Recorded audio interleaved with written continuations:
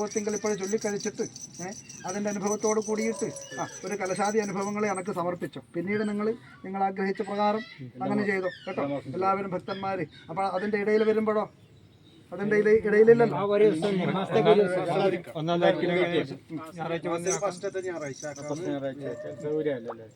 ആവട്ടെ. എനിക്ക് തരേണ്ട ആഹൂതി മാസത്തിലൊരിക്കൽ തരുന്നുണ്ടല്ലോ അല്ലേ? അതിൽ ദിനം മാത്രമല്ലേ നിങ്ങൾ മാറ്റുന്നത് അല്ലേ? ആവട്ടെ. അത് ഏതായാലും മനുഷ്യന്മാരെന്നിരിക്കുന്നതായ അനുഭവത്തിങ്കിൽ പല തിരക്ക് എന്നിരിക്കുന്ന ധൃതി കാലങ്ങളാണല്ലോ ഇത്. ആയതുകൊണ്ട് നിങ്ങൾ ആഗ്രഹിച്ച പ്രകാരം ആ കർമ്മങ്ങളെല്ലാം വേണ്ട വിധത്തിൽ പൂർത്തീകരിക്കുവാൻ എൻ്റെ അനുകൂലമുണ്ട് കേട്ടോ. എനിക്ക് വിരോധമില്ല കേട്ടോ. ആവട്ടെ.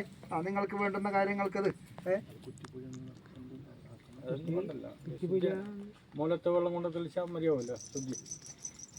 ഇത് എൻ്റെതായ നൈവേദ്യങ്ങളെല്ലാം അല്ല ഇവിടെയല്ലേ തയ്യാറാക്കട്ടെ.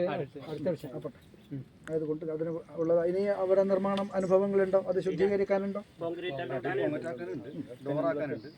വേണ്ട വിധത്തിൽ അല്ലെ നിലങ്ങളെല്ലാം നൂതന രീതിയിൽ അല്ലെ നവീകരിക്കണം. അതൊക്കെ ചെയ്തിട്ട് അല്പതൊന്ന് ശുദ്ധീകരിച്ചോ കേട്ടോ.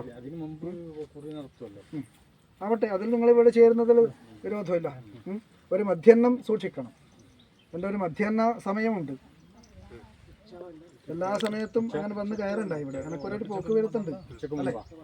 സന്ധ്യയും മധ്യാഹ്നവും എന്നിരിക്കുന്ന അനുഭവങ്ങളുണ്ട് കേട്ടോ.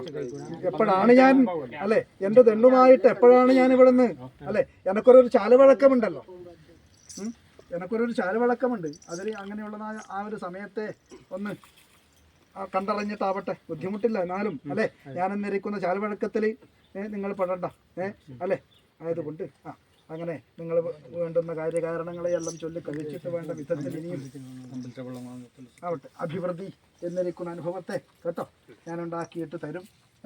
എല്ലാവരും അങ്ങനെ ഏകരാശിസ്ഥരന്മാരായിട്ട് ഭക്തി എന്നിരിക്കുന്ന അനുഭവത്തോട് കൂടിയിട്ട് കാലം എന്നിരിക്കുന്ന ദുരിതത്തിലൊന്നും അകപ്പെടുത്താതെ കണ്ടിട്ട് ഈ ധർമ്മയജ്ഞമാരണം ബന്ധപ്പെട്ട മുതലാളിയും ആ മഹാശക്തിയും ഉണ്ടാക്കിയിട്ട് തരും എന്ന് പ്രാർത്ഥിപ്പാറാവട്ടെ. ഞാൻ അനുഭവിക്കാം ഇവരോട്.